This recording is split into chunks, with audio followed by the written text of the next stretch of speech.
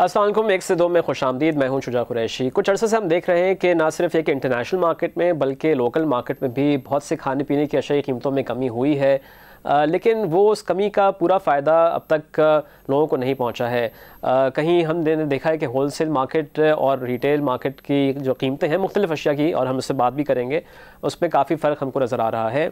International market की अगर हम थोड़ी सी बात कर लें तो मैं आपको बता दूँ कि इस साल के शुरू में कीमतें काफ़ी ज़्यादा थीं, और मैं 2-3 सिर्फ एग्जांपल्स दूंगा कि अगर हम गंदम की कीमत देखें तो फरवरी में इसी साल तकरीबन $348 तक भी ये कीमत गई थी। अब ये गिर के $291 हो गई है।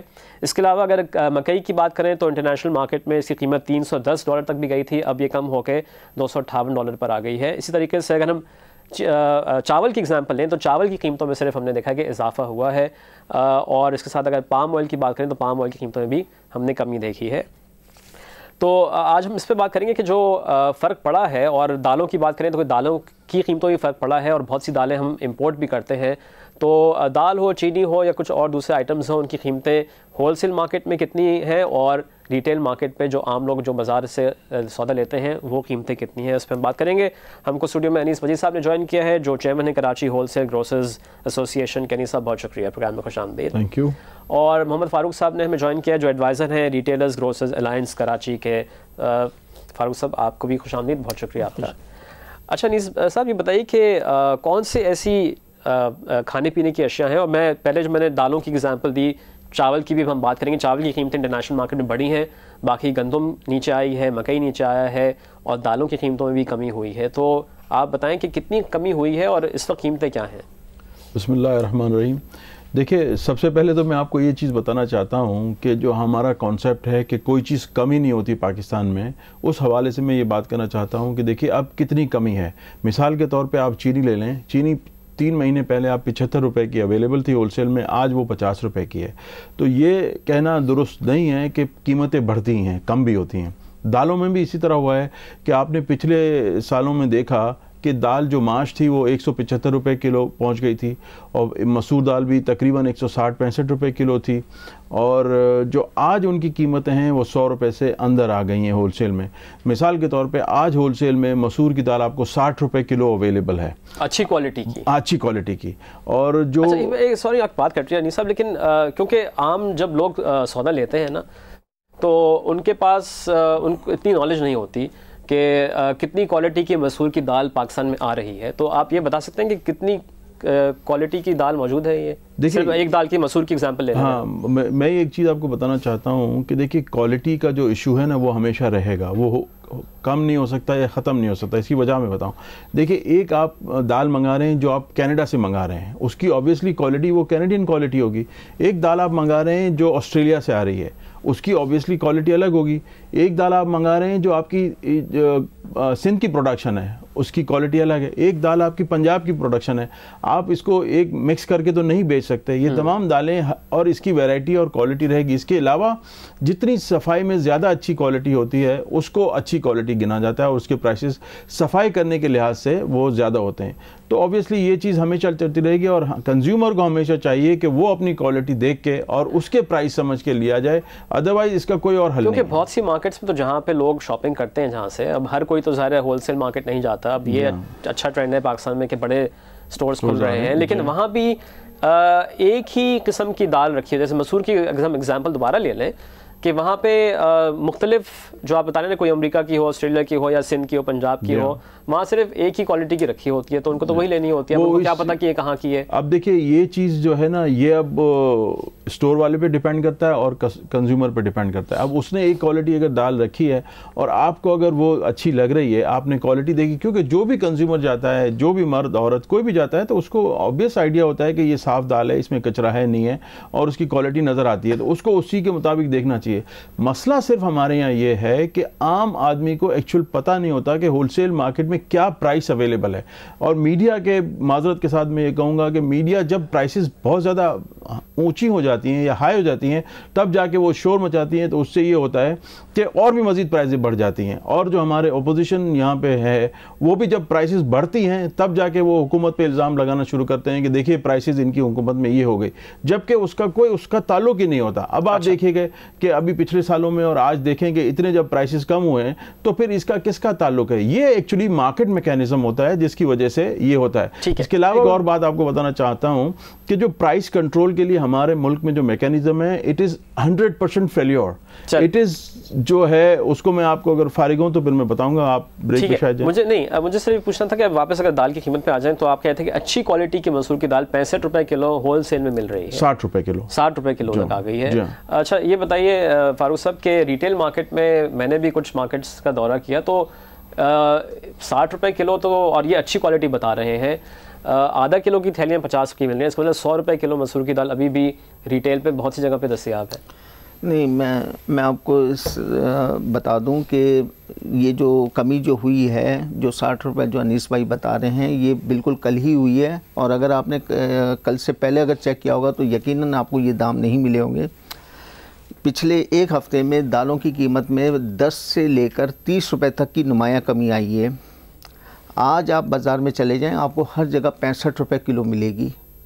कल से पहले का तो मैं नहीं कह सकता। ये जो होलसेल के रेट जो हुए हैं ये 60 रुपये ये कल हुए हैं। आज आप मार्केटों में आप चेक कर लें, आपको 65 रुपये से ज़्यादा कल भी अगर हुए तो उससे पहले अगर 10 रुपये ज़्यादा थे, 70 रुपये थे, तो अगेन रिटेल मार्केट पे तो 100 रुपये मिल रही थी दाल। नहीं, आप अपने चैनल्स वगैरह में देख लें, ये ख़बरें आप ही के चैनल से नशर हुई है कि 75 रुपये किलो 3-4 रोज़ पहले हो गई थी फ़ी किलो दाम मसूर की दाल।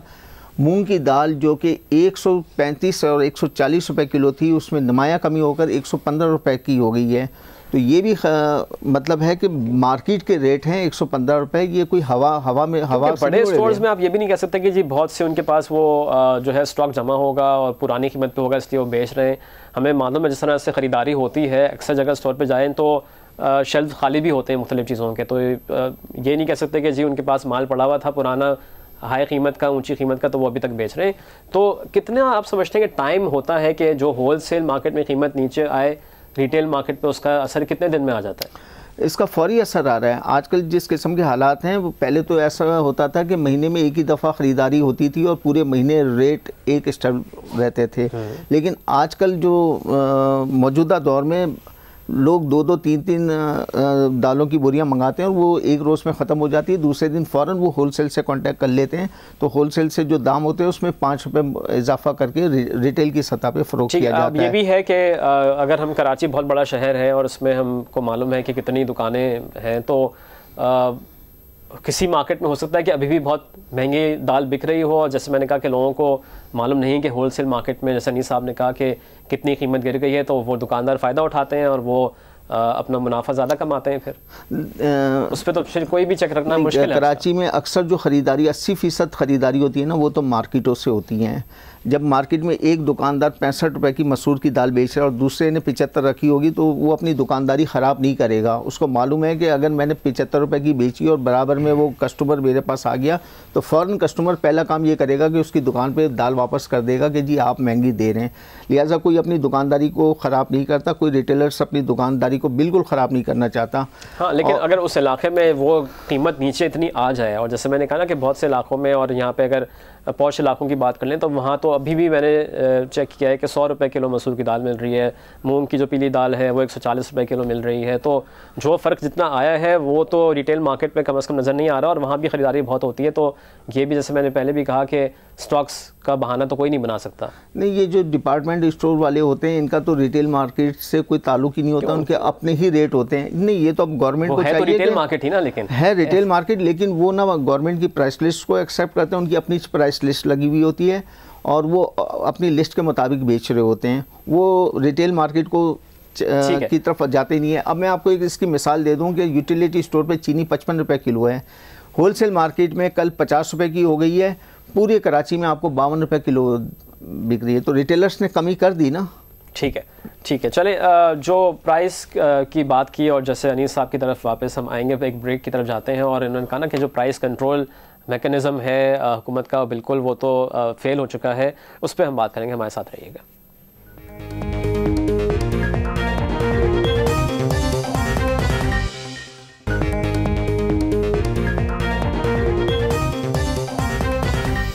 प्रोग्राम में दोबारा खुशामदीद। जो कीमतों में फ़र्क है होलसेल मार्केट में और रिटेल मार्केट पे, उस पर हम बात कर रहे हैं। और बहुत सी खाने पीने की अशिया ऐसी हैं कि जिनकी कीमतें होलसेल मार्केट में गिर चुकी हैं, लेकिन जाहिर है कि हर शख्स को नहीं पता होता कि होलसेल मार्केट का रेट क्या है। और रिटेल पे जब वो जाके ख़रीदता है किसी भी दुकान से कोई भी चीज़, और हम दालों की एग्ज़ाम्पल यहाँ पे ले रहे हैं, मिसाल बात हो रही है, तो उसको नहीं मालूम कि कीमत होलसेल मार्केट में कितनी है और ये जो दुकानदार मुझसे पैसे ले रहा है ये सही है कि नहीं सही।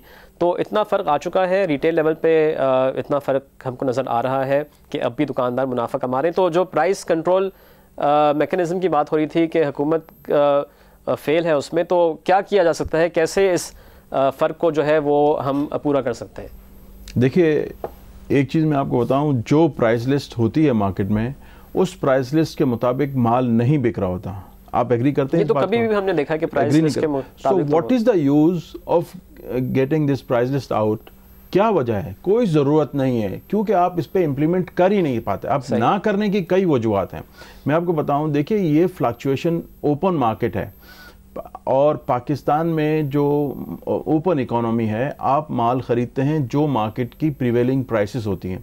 जब उस पर आप माल ख़रीदेंगे तो आप कैसे फिक्स प्राइस में बेच सकते हैं? एक दूसरा ये है कि आपके कितने फैक्टर्स हैं जिसकी वजह से मार्केट फ्लक्चुएट होती है। मिसाल के तौर पे जब आप इंपोर्ट करते हैं तो आप इंटरनेशनल मार्केट से लिंक्ड होते हैं। इंटरनेशनल मार्केट में अगर प्राइस कम होगी या ज़्यादा होगी तो आपको उसी के मुताबिक करना होगा, ना कि यहाँ की फिक्स प्राइस के मुताबिक बिकना होगा। प्लस आपकी जो करेंसी है वो इतनी डिवैल्यू रेगुलरली हो रही है कि जब आप इंपोर्ट करेंगे तो जैसी करेंसी की वैल्यू आप देंगे उसी हिसाब से आपकी लैंडेड कॉस्ट होगी। आप कैसे एक्सपेक्ट करते हैं कि वो प्राइस जो है वो फिक्स है, उसी पे वो माल बिके?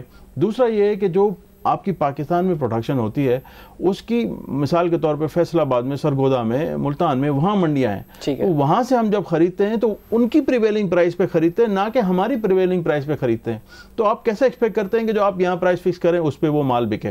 तो लिहाजा ये प्राइस लिस्ट ना होनी चाहिए पूरा साल। रमजान में एक महीना अगर हम उसको मान लेते हैं, उसकी वजह ये अमल तो होता है, कोई भी चीज हो, चाहे सब्जियां हो, फल हो या दूध हो। यही है, अब इतनी जब चीजें जब यूजलेस हो रही है, एक चीज आप इतनी बड़ी एक्सरसाइज करते हैं, उसका रिजल्ट जीरो है, तो why should we take out this list? ठीक है, तो अब हल क्या है? जो फर्क है, क्योंकि इस वक्त ये है बात, फारूक साहब माने ना माने, कि फर्क बहुत है होलसेल मार्केट की कीमतों में और रिटेल मार्केट में। अगर जाएं और पूरे कराची की बात कर लें, मैं तो सिर्फ किसी मखसूस इलाके की बात नहीं हो रही है, जैसे हमने पहले भी इस्टेब्लिश कर दिया कि बड़ा मुश्किल है कि हर जगह हुकूमत भी चेक रखे और जो रिटेल मार्केट की कोई एसोसिएशन वो भी चेक रखे कि जी क्लिफ्टन में, डिफेंस में या गुलशन में या नाज़रबाद में कहाँ पे कौन कितनी कीमत पे बेच रहा है और कितना मुनाफा कमा रहा है। तो ये इसको कैसे फिर फ़र्क को पूरा किया जाए? बताना चाहूँगा यही कि जो मेरा मेन मकसद यहाँ पे आना भी है और बताना भी है। देखिए, फारूक साहब एक बहुत अच्छे आदमी हैं और ये उन्होंने एक बहुत अच्छा पॉइंट बताया है